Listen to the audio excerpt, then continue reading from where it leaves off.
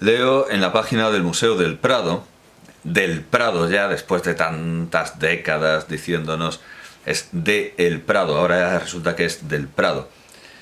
Esta nota sobre la exposición del Museo del Prado, Fundación AXA, Paret,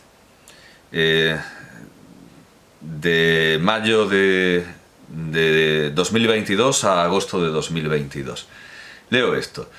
En palabras de Javier Solana, presidente del Real Patronato del Museo Nacional del Prado, Luis Paret es posiblemente, estas son palabras de don Javier Solana, Luis Paret es posiblemente el artista español del siglo XVIII que más merecía una exposición de gran envergadura como la que ahora inaugura el Museo del Prado. Uno se pregunta cuántos más artistas del siglo XVIII conocerá Javier Solana y quién es él para juzgar. ¿Qué formación tiene Javier Solana? Aparte de ser un político socialista de los que decían no a la OTAN de entrada, no, que no es lo mismo, porque al final pensaba en entrar y al final acabó dirigiendo la OTAN. ¿Quién es Javier Solana? Que es grande de España, tiene el toisón de oro, tiene un escudo nobiliario absurdo y obsceno. ¿Quién es Javier Solana? ¿Qué formación tiene? Biografía y enseguida se pasan a la trayectoria política. Es doctor en ciencias físicas. Muy bien. Empezó a trabajar como profesor asociado de física del estado sólido en la Universidad Autónoma de Madrid. Es doctor en ciencias físicas. Bueno, pues seguramente sabe más de pintura que la mayoría de los políticos que han sido políticos solo desde que nacieron. Vale, puede saber algo de pintura. Física del estado sólido, vale, entiende de la materia en general. Bueno, pues preside el Real Patronato del Museo Nacional del Prado y dice que Luis Paret iba necesitando ya una exposición. De hecho, asombra con lo fácil que es montar una exposición de Paret el que no se hubiera hecho. Dice la nota de prensa, y es por eso es porque lo dice don Javier Solana, que gracias a la inestimable colaboración de prestadores públicos y privados, el Museo Nacional del Prado, que ha contado con el apoyo de la Fundación AXA, ha logrado reunir la mayoría de las pinturas conocidas del artista. Insisto, tan difícil no es. Y espero que en cuanto a prestadores se esté refiriendo a prestadores de obras y no prestadores de dinero, porque es que muchas de las obras estaban a dos pasos en la Academia de Bellas Artes, en Madrid o en la Biblioteca Nacional. O sea, es que realmente no era difícil hacerla.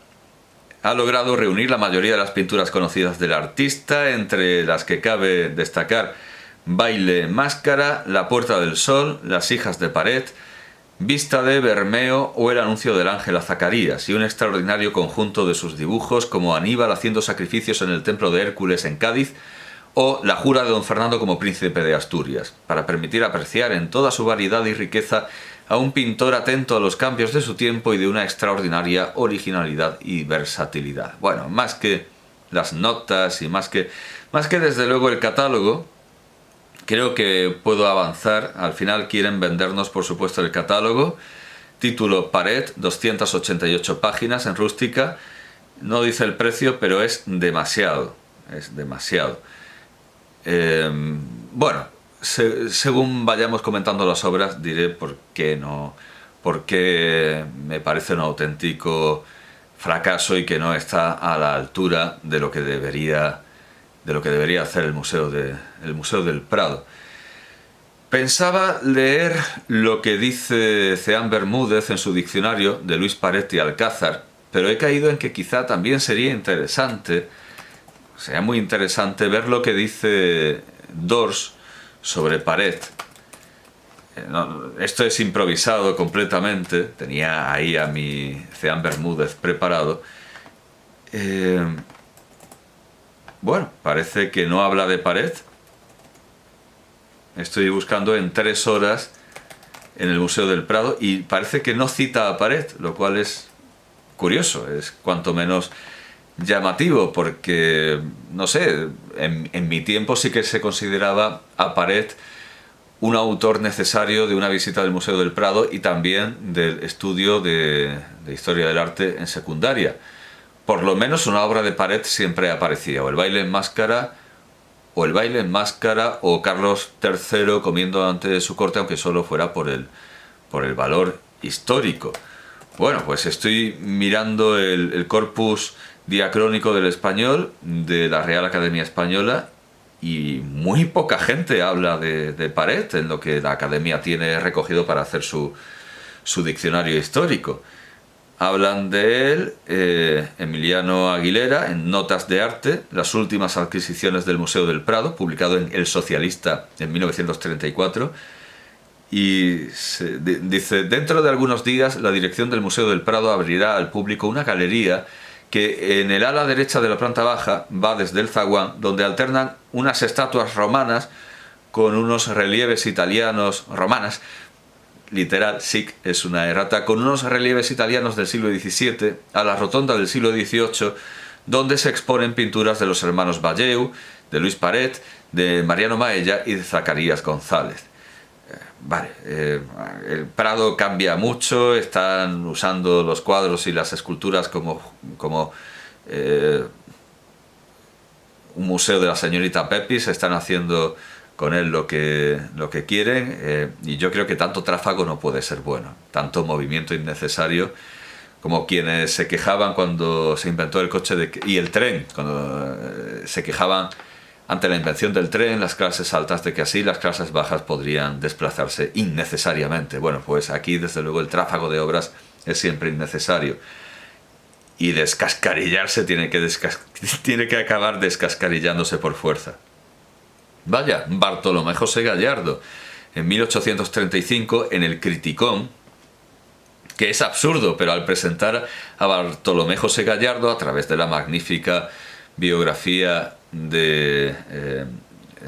a través de la magnífica biografía de Sáenz Rodríguez, se me olvidó hablar como merecía de El Criticón, de su gran obra crítica que es El Criticón, precisamente. Bueno, pues en El Criticón dice: los dibujos para las estampas de las novelas de Cervantes se me daban ya hechos y con todo el primor e inteligencia que yo pudiese desear. Habíalos dejado concluidos de su mano el esmerado don Luis Paret, por encargo de la casa de Sancha.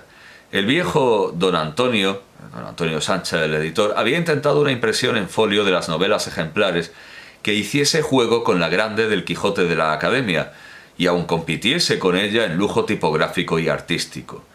Con esta segunda parte de los adornos y estampería corrió Paret, y le desempeñó tan lucidamente que estas estampas son a juicio de peritos su obra maestra, y lo mejor que en esta línea se ha hecho en España. Fue el don Antonio hombre de bizarros pensamientos y heredero de sus humos su hijo don Gabriel, pero con sus bizarrías han dejado abarrancada su casa por el empeño de ilustrar con sus prensas a España, partícipes en esto de la suerte común de los sabios. Los sabios son como los cirios, que por alumbrar a Dios y a los hombres se consumen ellos. Ceán Bermúdez habla de estas ilustraciones para las novelas de Cervantes, pero mucho me temo, luego lo veremos, porque la Real Academia de Bellas Artes de San Fernando tiene inventariadas las obras existentes en el mundo real hoy día de Paret, y muchas veces fotografiadas. Mucho me temo que esta edición nunca llegara a realizarse, e incluso que pudieran haberse perdido las ilustraciones de Paret, aunque es verdad que la Real Academia lo guarda casi todo y tiene, por ejemplo, los muñecos de madera que querían imponer a los ilustradores del Quijote. Con lo cual, evidentemente, descartaron a Goya, le dijeron no a Goya, porque Goya dijo no a los muñecos. A Goya le presentaron ahí el orgullo de Puma dibujado en una servilleta como el director Skinner, y Goya dijo que qué era eso de dibujar unos muñecos, que él haría el Don Quijote y Sancho que a él le pareciera, pero a la Academia no le pareció bien, y entonces le dijo que no a Goya, porque no le había hecho caso a sus muñecos.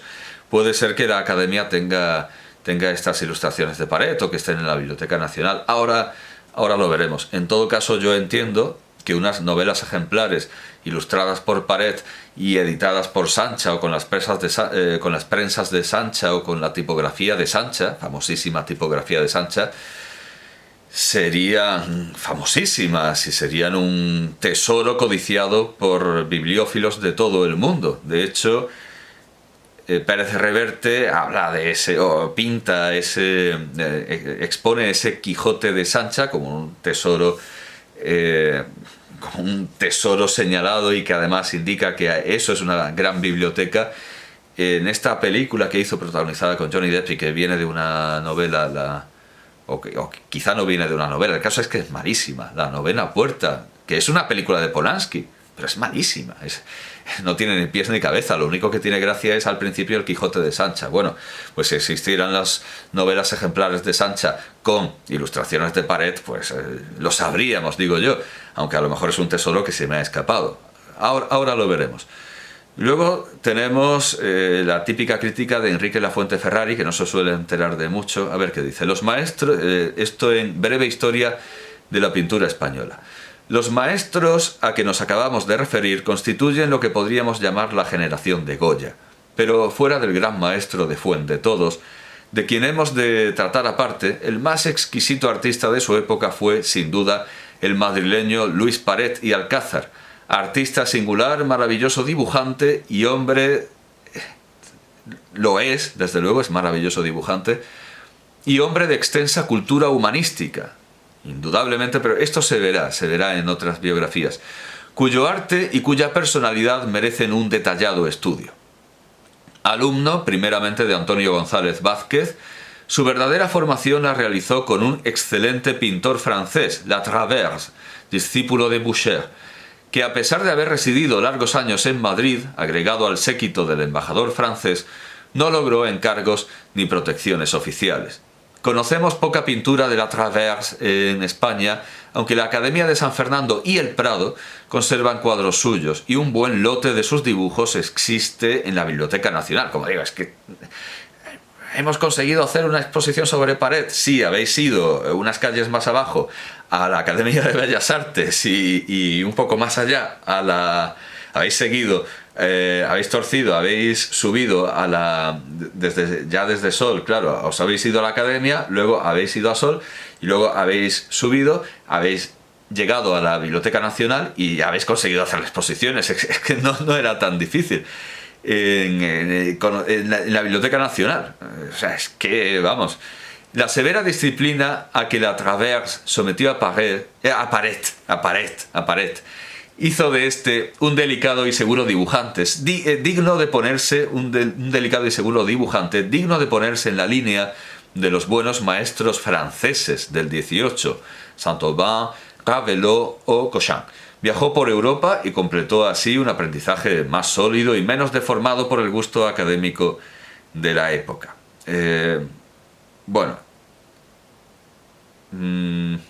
Luego viene una ilustración de la comida de Carlos III, la titula así, La comida de Carlos III. Comenta también a Carnicero, que fue al final el que ilustró el Quijote del que echaron a Goya, por no hacerle caso a los muñecos. Al hablar de José Campeche, 1752-1809, la historia de Puerto Rico de Miller, traducida por un anónimo, nos dice, al hablar del arte de Puerto Rico, se nos dice esto: José Campeche, esto ya no es de la Fuente Ferrari, pensaba que sí, pero no. José Campeche, 1752-1809, nació en San Juan. Empezó a manifestar su inclinación artística cuando niño, trazando dibujos en las paredes de su casa, vaya con el niño, y en las aceras de la calle, con un carbón de cocina. No existiendo escuelas de dibujo o pintura en el país, se desenvolvió sin guía ni maestro, dirigido solo por su genio e inspiración artística. En 1776 llegó desterrado a esta isla el pintor español Luis Paret. Lo veremos en la biografía del Museo del Prado. En la de Ceán Bermúdez no, se calla lo del destierro. Y su causa y su razón. Llegó desterrado a esta isla el pintor español Luis Paret y Alcázar, Campeche pudo contar con la amistad, conocimientos técnicos y consejos de este artista. Desde entonces se notaron grandes mejoras en sus trabajos. Bien, pues aquí se nos desvela que hay una escuela de pared en Puerto Rico, una escuela bastante modesta porque este pintor empezó pintando las paredes de su casa. Bueno, y por último, en La silla del Moro, el finísimo crítico, el esteta profundo, el marqués de los Aleixares, aunque no sé si se pronuncia con X o con Sh, don Emilio García Gómez, el arabista don Emilio García Gómez, dice, en La silla del Moro, de 1948, el siglo XVIII, tan revolucionario en todos los órdenes de la vida nacional, lo ha sido también en el color. Algunas catedrales son embadurnadas de cal. De El Escorial se pasa a Aranjuez. Los tonos de Zurbarán y de Mazo se aclaran hasta parecer un mundo pictórico distinto en los pinceles de Luis Paret o de Goya. Los trajes pasan del negro terciopelo a los claros rasos brochados. En los muebles, las sederías sustituyen al cuero negro o pardo, y la madera oscura es pintada de blanco con finísimos filetes de oro. Entendía de color don Emilio García Gómez, no solo de textos arábigos medievales, de polvorientos manuscritos mahometanos.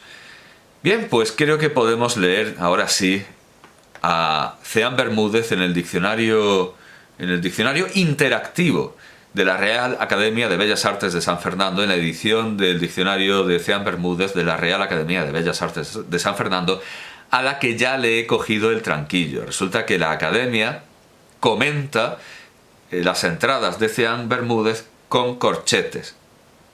Lo que pasa es que a veces no se ve dónde empieza el corchete. Pero bueno, que es el caso que estoy viendo. Ah, sí, vale, aquí empieza el corchete. Y en esos corchetes suele enlazar a otras páginas o a otras entradas y a veces a nada. Hay cosas que están por redactar. Digamos que está en construcción el diccionario interactivo, el diccionario de Ceán Bermúdez interactivo de la Real Academia de Bellas Artes de San Fernando. Bien, Luis Paret y Alcázar. Paret y Alcázar, don Luis, pintor. Nació en Madrid el año de 1747. Fue su maestro don Antonio González Vázquez, sin dejar de concurrir con aplicación a la Academia de San Fernando, la que le adjudicó el segundo premio de la segunda clase en 760 y el primero de la misma en 66. Resulta que la Academia ha considerado necesario meter entre corchetes segunda clase. O sea, se leería segundo premio de la segunda clase en 760 y primero de la segunda clase misma. Aclaraciones innecesarias por completo. Pasó después a la enseñanza y dirección de don Carlos Francisco de la Traverse, pintor de gran genio. No lo voy a leer a la francesa porque al final acabo diciendo Pared y es ridículo. Pared es donde pintaba su discípulo puertorriqueño. Pasó después a la enseñanza y dirección de don Carlos Francisco de la Traverse, pintor de gran genio, que había venido a España en condición de gentilhombre del Marqués de Osún, embajador de Francia. Este maestro no le permitió copiar jamás por estampa alguna, sino por modelos del antiguo y por el natural, animándole a que dice por modelos el antiguo, que copiase el antiguo por modelos. Vale, no corrijo. Por modelos el antiguo y por el natural. Además, claro, el antiguo y el natural. Animándole a que inventase de repente cualquier pasaje histórico. Sobre este sistema hizo tan rápidos progresos en el dibujo como lo manifiestan sus diseños de aquel tiempo, que parecen de un profesor consumado y práctico en la invención. No se esperan al punto los académicos y meten aquí en mitad de la frase como ilustración de estos diseños de aquel tiempo que parecen de un profesor consumado y práctico en la invención, una escena de tocador que recomiendan que veamos, es realmente interactivo. Tampoco le dejó Traverse copiar sus lienzos, sino los buenos originales de la escuela lombarda y de la flamenca, a fin de afianzarle sobre el buen gusto del colorido. Y aquí los académicos, cuando Ceán Bermúdez dice originales, ponen entre corchetes copias, eran copias. y como observase que era inclinado a pintar figuras de tamaño pequeño y mediano, le dejó seguir su rumbo, dándole reglas muy oportunas de este género, las que produjeron tan buen efecto que prontamente fueron celebradas sus obras en la corte, y mereció, siendo muy joven, que Carlos III y sus augustos hijos le hiciesen repetidos encargos. Y aquí, claro, empiezan los académicos a notar un montón de cosas. Como ejemplo de cuadro, como ejemplo de figuras de tamaño pequeño y mediano, pues seguramente son dos obras más famosas, más reproducidas y más estudiadas por los programas docentes, que son Carlos III comiendo ante su corte y baile de máscaras. Desde luego, en estas figuras de tamaño pequeño y mediano, y sobre todo en las de pequeño, Paret es un precedente, un antepasado clarísimo de Fortuny. Y desde luego, muchos de los logros que luego culmina, completa y perfecciona Fortuny están ya esbozados e incluso logrados en estas miniaturas de Paret. Sobre Carlos III comiendo ante su corte, he de decir que yo estaba muy satisfecho con ese hallazgo que creía haber encontrado gracias a la película Esquilache de Josefina Molina, sobre la obra de teatro de Antonio Buero Vallejo, por cierto, también pintor, Un soñador para un pueblo. Ese descubrimiento era el sonido del cuadro, porque claro, nosotros vemos el cuadro en silencio, pero Josefina Molina, al representar como tableau vivant, como cuadro viviente, Carlos III comiendo ante su corte, lo acompaña de los ladridos de los perros que están presentes en la cámara de palacio, en la sala de palacio, y de los cuchicheos o incluso gritos, voces, conversaciones de los cortesanos.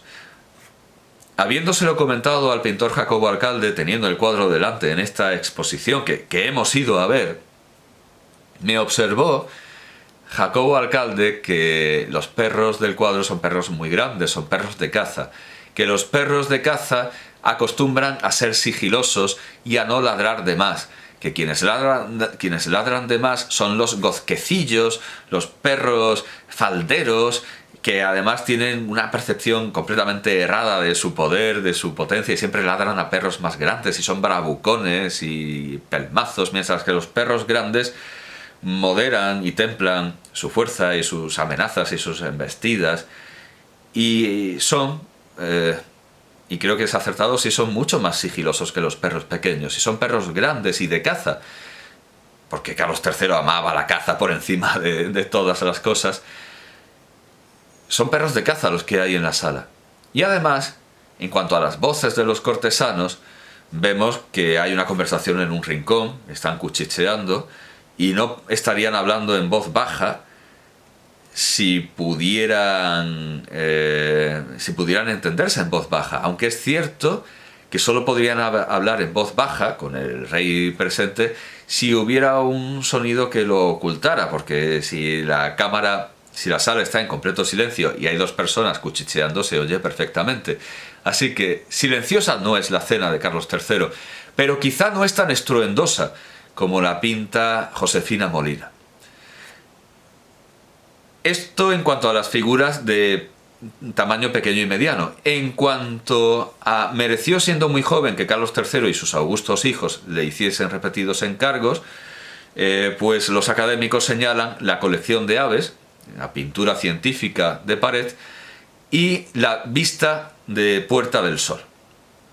Sigue diciendo Ceán Bermúdez que estuvo don Luis en Italia y en otras partes, donde acabó de rectificar las buenas ideas que tenía de su profesión, estudiando y copiando a los grandes maestros del buen tiempo. Y desde luego uno va a la exposición de Paret y tiene la idea clara de que Paret ha estado en palacios, en cortes, en Italia, expuesto a los grandes maestros de todos los tiempos, del buen tiempo y del tiempo presente, y que ha querido hacer ejercicios de estilo con cada uno de estos maestros. Si hay cuadros que parecen de Gainsborough, hay cuadros que parecen de Veronese, del Veronés, hay cuadros que parece que ha querido imitar o hacer al menos un ejercicio de estilo como Kubrick en cada uno de los estilos y de las grandes escuelas. Es sin duda un pintor erudito cuyo estilo a veces no se reconoce,